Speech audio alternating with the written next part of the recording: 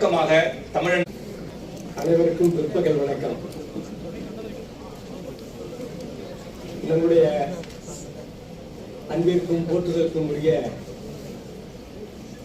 நம்முடைய அனைவர் நெஞ்சங்களிலும் நீங்காது இடம் பிடித்திருக்கின்ற கவிஞர் அருணாச்சலம் அவருடைய அருமையான கவிதை நூல் வெளியீட்டு விழாவில் உங்களை எல்லாம் சந்திப்பதிலே நான் மிகுந்த மகிழ்ச்சி அடைகின்றேன், பெருமைப்படுகின்றேன்.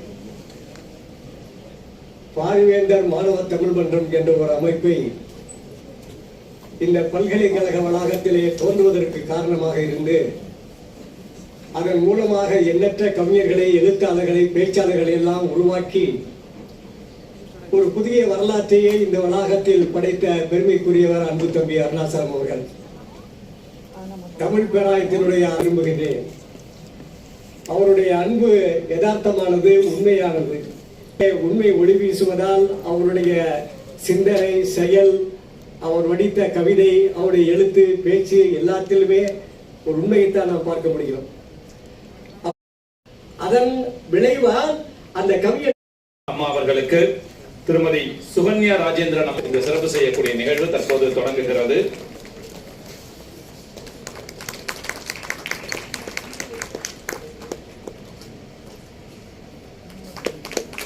தற்போது சிறப்பு செய்ய உள்ளார்கள்.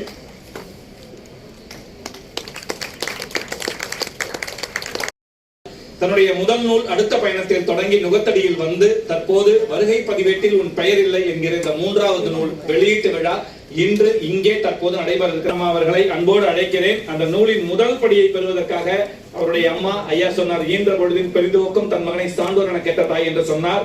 அதே போல திருமதி சுகன்யா ராஜேந்திரன் அவர்கள் முதல் படியை பெற்றுக் கொள்கிறார்கள். உங்களின் பலத்த கைத்தட்டலோடு இந்த வெளியீட்டு விழா நிகழ்கிறது. இது உண்மையிலேயே ஒரு நூல் உற்சவத்திற்கு சமமானது என்று சொல்வார்கள். ஒரு எழுத்தின் வெளியீடு என்பது ஒரு அடையாளம். அந்த வெளியீட்டு விழா இனிதே நடைபெற்றுக் கொண்டிருக்கிறது.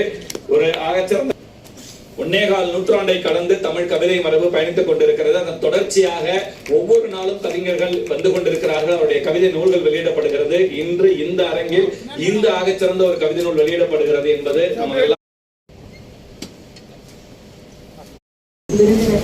என்னுடைய மாலை வணக்கம். இது உண்மையிலேயே தற்செயலாக நடந்த விஷயம்தான். அவரே சொல்லிட்டாரு, காலையில சான்சலர் சார் வரதான் இருந்துச்சு. அதுக்கப்புறம் என்ன கேட்டாங்க. ஸோ நான் ஒத்துக்கிட்டு இது வரேன். இதான் ஃபர்ஸ்ட் என்னோட கவிதை நூல் வெளியீட்டு விழா.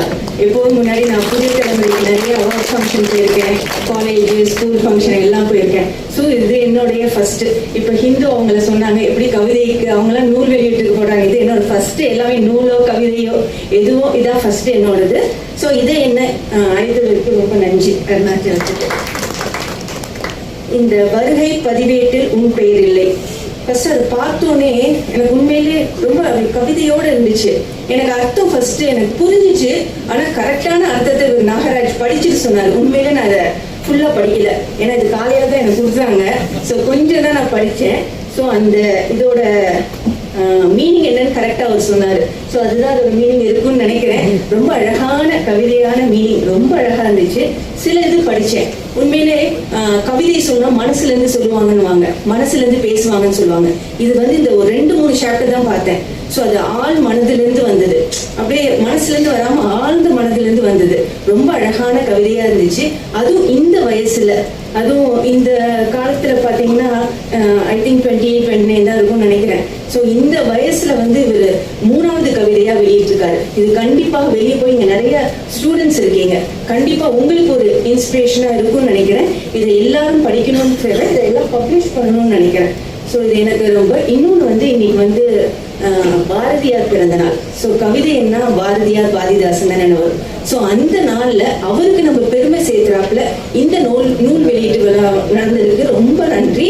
இன்னொன்று என்னன்னா, பாரதியார் 100 ஆண்டுகள் கழித்து, அவர் இறந்து 100 ஆண்டுகள் ஆனாலும் இன்னும் இங்க வர ஜெனரேஷன்ஸ் அவங்க எப்படி இப்பெல்லாம் நூல்லாம் வெளியிடுறாங்கன்றது ரொம்ப, அது நம்ம பாரதியார் கொடுக்குற ஒரு பெருமிதம், ஒரு டெபியூட்னே சொல்லலாம் அவருக்கு நம்ம கொடுக்கறது. ஸோ இதை இன்னும் இந்த 3 நூலோட விடாம இன்னும் நிறைய நூல்கள் வெளியிடணும். நிறைய பசங்களுக்கு அது ஒரு நூல் அவங்களுக்கு ஒரு உந்து சக்தியா இருக்கணும்னு நினைச்சு இந்த வாய்ப்பினை கொடுத்ததுக்கு ரொம்ப நன்றி. எல்லாருக்கும் வணக்கம். இன்று பாரதியார் பிறந்தநாள் அன்னைக்கு இந்த விழா நடக்குது, ரொம்ப சந்தோஷமா இருக்கு. பாரதியார் சொன்ன உடனே எனக்கு பாரதியார் சார்பாக நான் எழுதின ஒரு கவிதையை சொல்லி இந்த உரையை தொடங்கணும்னு ஆசைப்படுறேன். எனக்கு ஹைக்கூ எழுதும்போது ஏதாவது பாதி நிகழ்ந்திருக்கும், பாதி கவிதையா மாறும். அந்த இஸ்திரி போடும் தொழிலாளி வயிற்றின் சுருக்கம் கூட நான் கண்ணில் பார்த்து அப்படியே பதிவு செஞ்சது தான், கல்லூரிக்கு பின் பக்கம். அது மாதிரி ஒரு முறை மாடியில் போயிட்டு நிறைய பறவைகள்லாம் வந்த டயத்துல காக்கா குருவி எல்லாம் நிறைய மாடிக்கு வரும். அப்போ அதுக்கு ஏதாவது போடலாமே சொல்லி இறைய கையில இருந்து இப்படி வீசும் போது அப்பவே ஒரு கவிதை வந்துச்சு. இன்று நான் காக்கைக்கு விசிறிய அரிசி பாரதி விதைத்தது.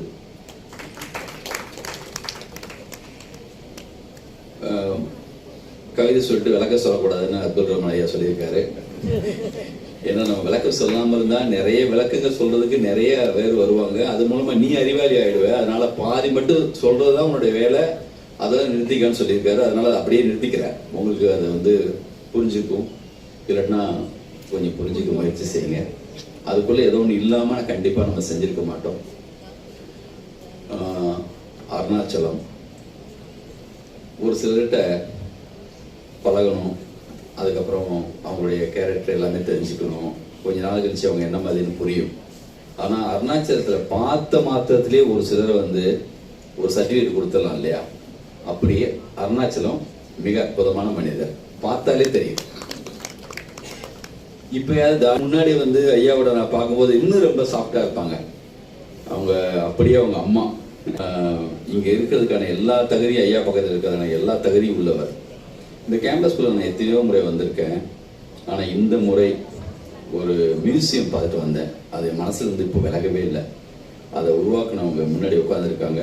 அது பர்மிஷன் கொடுத்த இந்த கல்லூரிக்கும் ஐயாவுக்கும் இந்த நிர்வாகத்துக்கும் அவங்க எல்லாருக்குமே நான் நன்றி சொல்லிக்கிறேன். உலகத்தரத்தில் இருக்கு.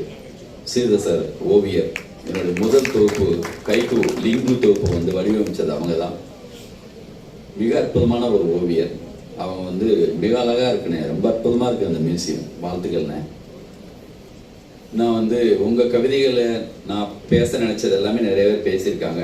இருந்தாலும் கவிதை அப்படிங்கும்போது பொதுவான சில கவிதைகளை பற்றியும் இங்கே பேசணும்னு ஆசைப்படுறேன்.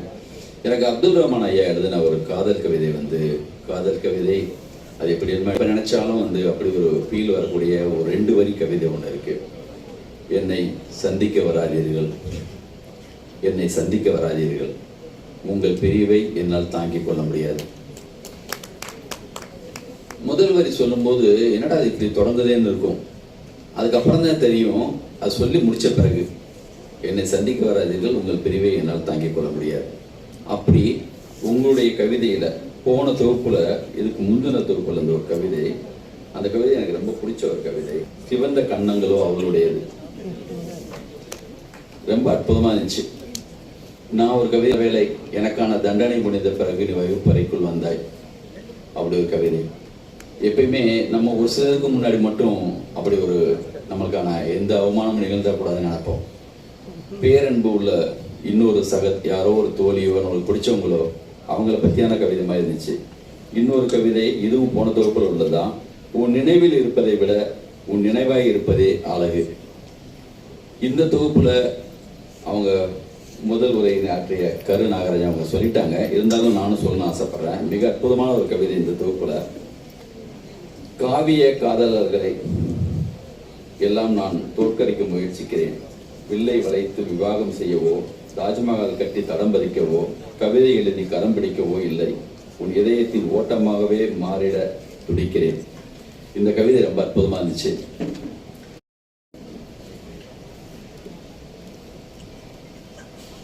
இந்த இனிய மாலை பொழுதில் 7 நிமிஷத்துல முடிச்சிடும்.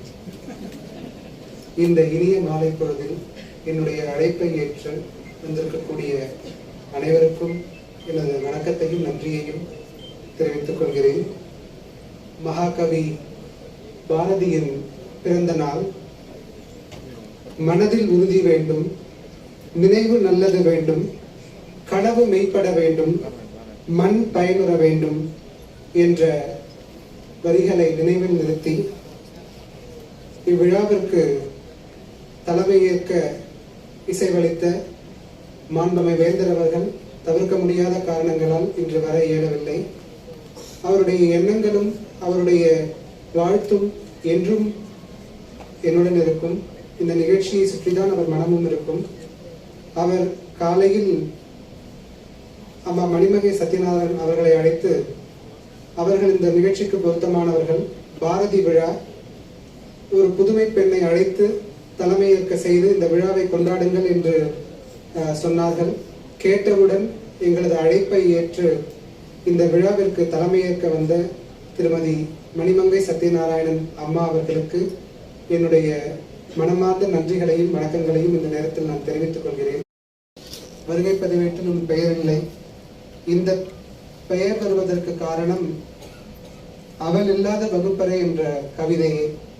அந்த கவிதையில் இடம்பெற்ற இந்த வரியை சரியாக இனம் கண்டு தன்னுடைய அணிந்துரையில் இந்த கவிதையின் இந்த வரியை சுட்டிக்காட்டி, இதுதான் இந்த தொகுப்பிற்கு பொருத்தமான பெயர் என்று இந்த குழந்தைக்கு பெயர் வைத்தவர் கவிஞர் பழனி பாரதி அண்ணன் அவர்கள் என பலர் பேசும் கவிதைகள் இந்த தொகுப்பில் உள்ளன. பலருக்கு பல பொழுதுபோக்குகள் உண்டு. ஆமாம், சிலர் விளையாடுவார்கள், படம் பார்ப்பார்கள், சிலர் நண்பர்களோடு சேர்ந்து பயணம் செய்வார்கள்.